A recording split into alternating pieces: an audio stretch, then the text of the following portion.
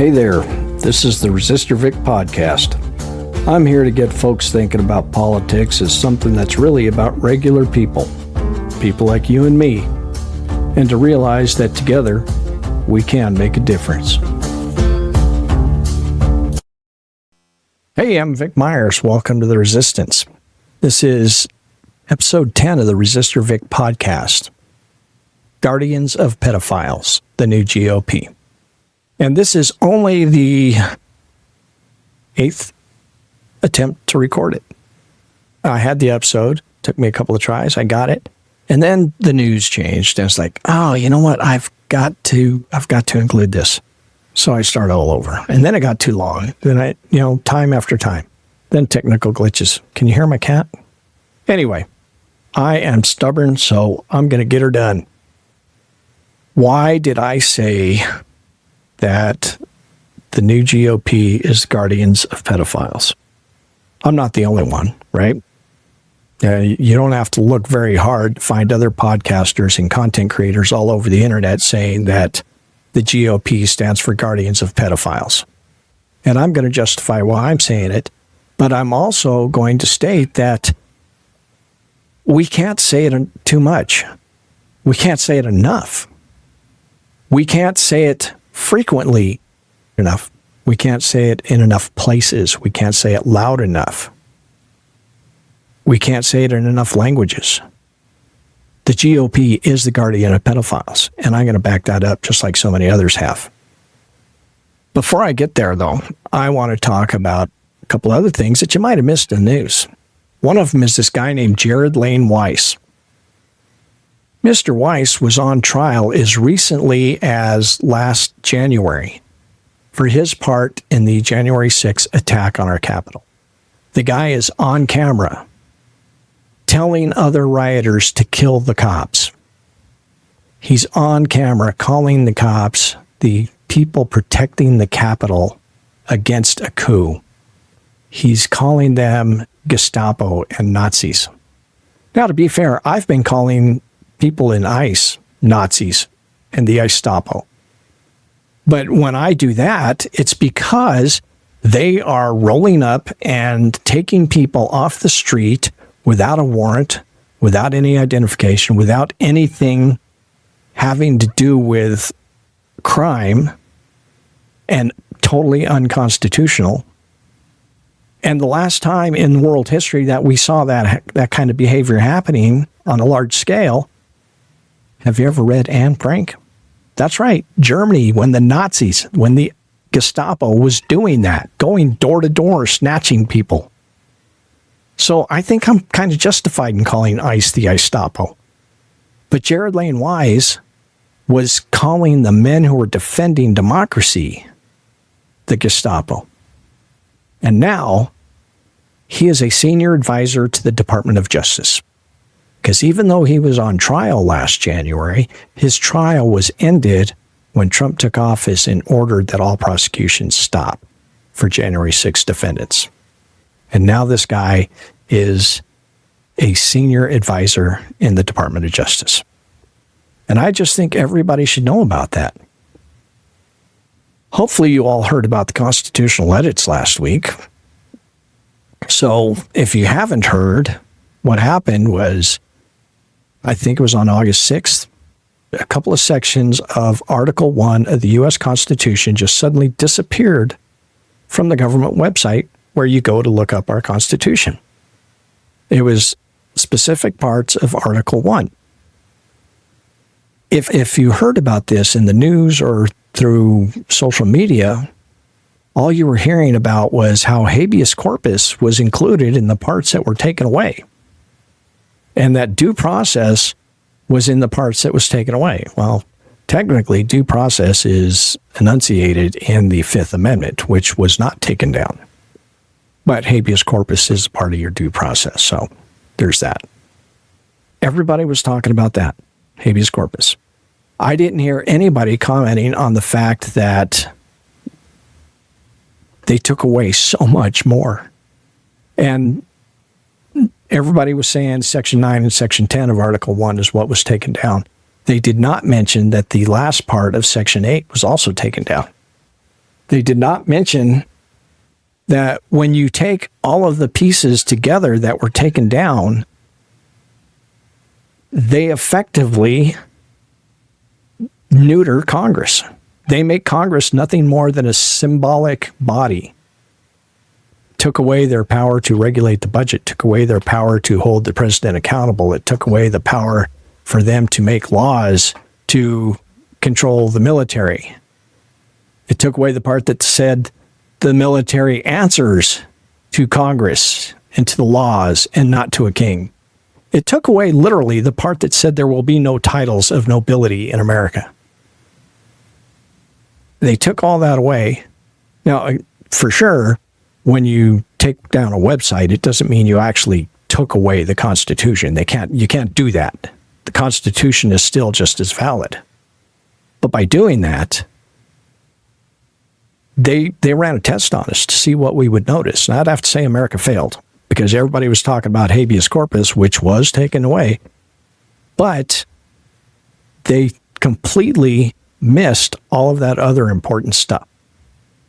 The stuff that, if properly enforced, if held to be true, if the Constitution is honored, the stuff that would have kept Donald Trump from standing up today and saying that he's going to federalize the police in D.C. and that he's going to activate the National Guard, and then threatening to do that in other cities across America.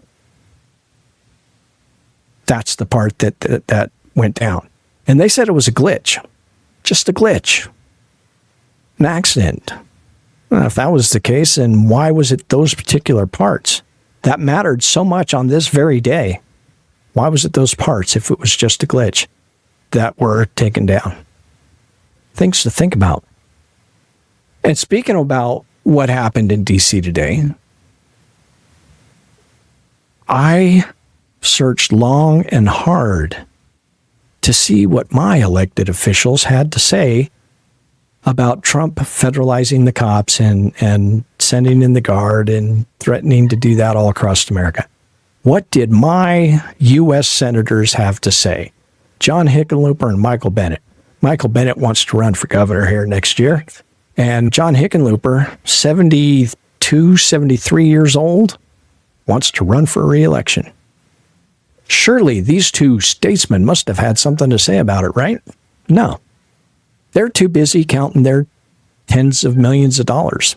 Or maybe they're golfing, or maybe they're having another fundraiser. Maybe they're going to talk to AIPAC. These guys get a lot of money from AIPAC. Maybe they were just a little too busy to concern themselves with extra constitutional behavior by our president, because they had absolutely nothing to say about it. But you know who did? Karen Breslin. Karen Breslin is a Democrat, a progressive Democrat, running for the U.S. Senate in Colorado. She is running in the primary against John Hickenlooper. This is what she had to say about it. Quote, Donald Trump took another step toward dictator status, claiming for himself the authority to take control over police departments first in D.C., and then hinting that Chicago and other cities will be next. The founders never intended for a president to be king, to possess unlimited power to harass, threaten, disappear, or even kill opponents. In controlling law enforcement, Trump gains the power to take exactly those actions, the same abusive actions he has taken through ICE. We have a carefully constructed government that divides power between states and the federal government, and of course, among the branches. Trump has taken a sledgehammer to the foundations of our government. He must be stopped. That's what was released by Karen Breslin for U.S. Senate.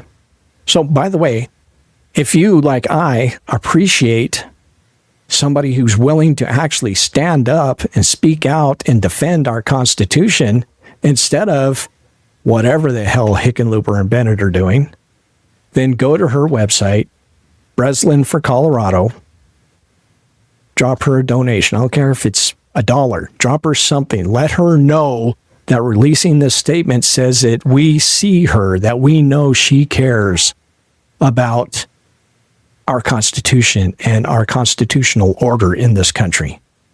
Let her know that. Because the alternative is another dinosaur Democrat returning to Washington, D.C. to do absolutely nothing. And if you watch that press conference that Trump gave this morning, Karen Breslin, she said in here, the founders never intended for a president to be a king, to possess unlimited power to harass, threaten, disappear, or even kill opponents. If you heard what Trump said today, he said that by federalizing the police in D.C., they were going to be allowed to do whatever the hell they wanted. His words. So he's telling the cops in D.C. that they're welcome to go out and beat people or even kill people, that there will be no retribution if they do. His words, not mine. Anyway, let's get on to the subject at hand. Is it right? Is it justifiable? Is it okay to say that the grand old party is now the guardian of pedophiles? Well, here's my evidence. Let's go all the way back to Dennis Hastert.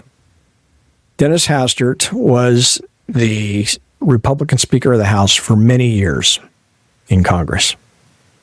And he was there.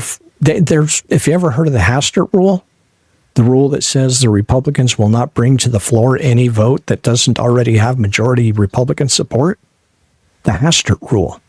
They kept that rule. They kept his name on that rule, even though he went to prison. What did he go to prison for, Vic?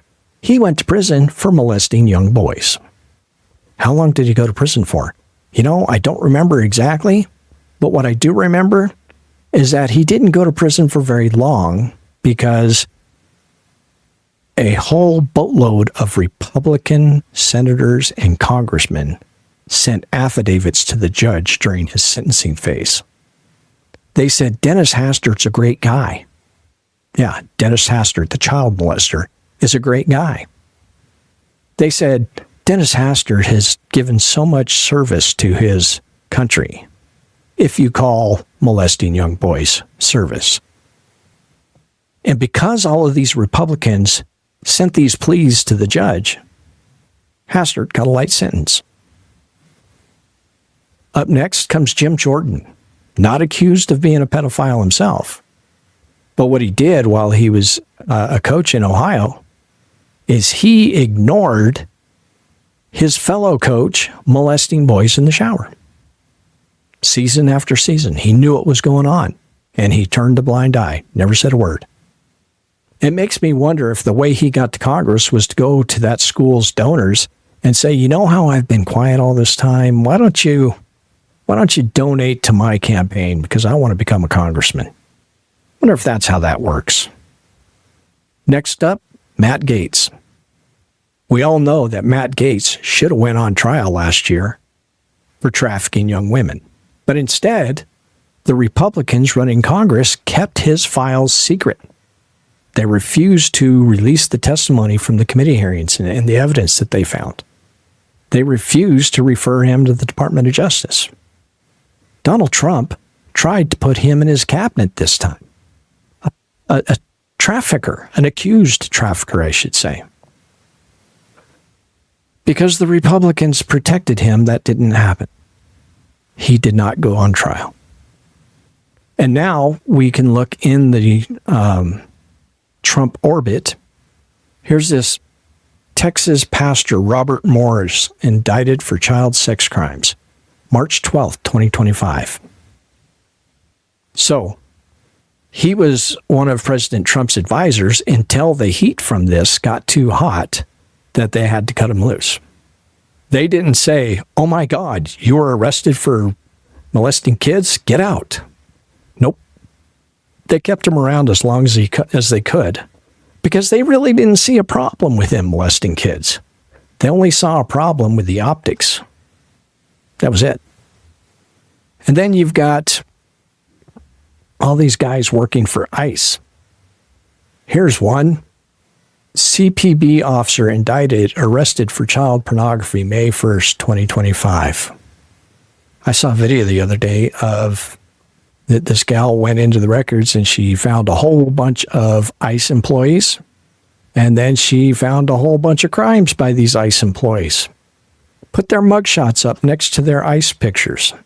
And these guys were bona fide criminals when they were hired. And some of them, a lot of them, were sex offenses, which is okay with this Republican Party. Committed a sex crime? That's right. Come over here. Work for ICE. Come run this committee. Be the Speaker of the House. Join Donald Trump's cabinet. Be his personal advisor. And that brings us to Ghislaine Maxwell. Moved to a federal prison camp in Texas. Why? To keep her comfortable. Because the most notorious, evil, widespread child sex trafficker possibly in American history, well, as far as GOP is concerned, it's not that big a deal. Let's make her comfortable since she didn't rat us out, since she didn't tell us what Donald Trump did, since she didn't reveal the list, since she's not screaming the names of all the millionaires and billionaires that came to Epstein Island. Let's make her comfortable. And it'll double as softening her image with the public so that they won't be as outraged when we give her a pardon. Because that's what the Republicans do. They take care of their predators. They take care of people who abuse children. As a matter of fact, they love to elevate sexual predators. For instance, just last week, a convicted sex offender, a well-known convicted sex offender, was in the White House. And what was he in the White House for? He was in the White House because he's becoming one of Donald Trump's advisors on matters concerning youth fitness. Lawrence Taylor, former NFL great, who is a convicted child sex trafficker. He was in the White House the other day. Because to the Republicans, raping 16-year-old girls is no big deal to them. Doesn't matter. It's not a crime in their eyes. That's why they love it when they hear that the age of consent in a lot of southern states is being dropped to 14. Hey, more of that. They don't value women. They don't see them as having any right to complain about anything. They don't see children as having any right to complain about anything because it's all about power and control with them. That's one of the reasons why eventually we're going to get the Epstein list. But at the end of the day, it's not going to matter because they are in power. They have the control. They will sweep it under the rug. They just have to hope that they can keep that list out long enough for them to consolidate and solidify the power and control that they have over us. That's the only thing they worry about with the Epstein list. They know it's going to come out. They know that victims are going to start coming out of the woodwork sooner or later and naming their abusers. They know that's going to happen. Sooner or later, somebody's going to get that list out there.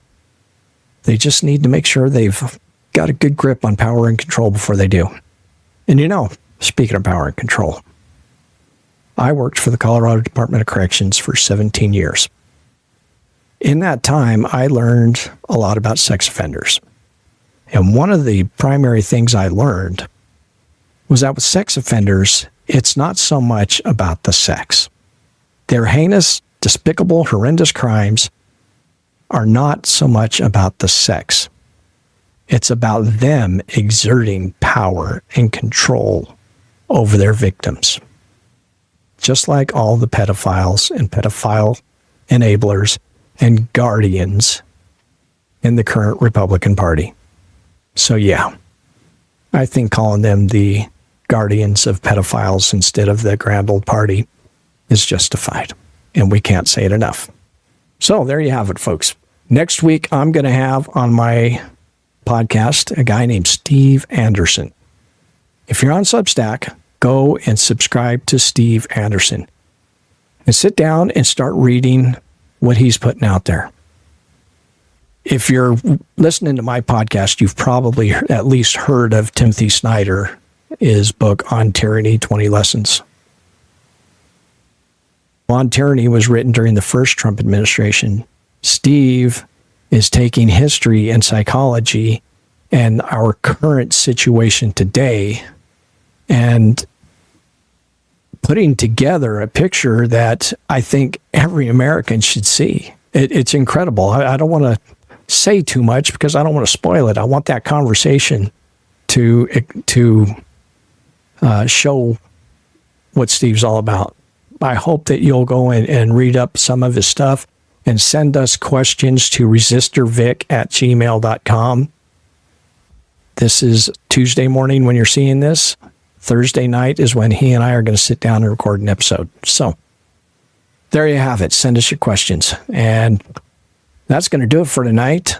Thank you for making me a part of your time. I hope I made it worth your while. Good day. Well, folks, looks like we're back at the barn and it's time to call it a day. I sure do appreciate you spending your time with me. If you want to help keep this podcast going by supporting me, you can get a paid subscription on Substack, where I'm Resistor Vic. Or if you're the type that'd rather go to PayPal, I'm also resistorvic@gmail.com. Thanks again.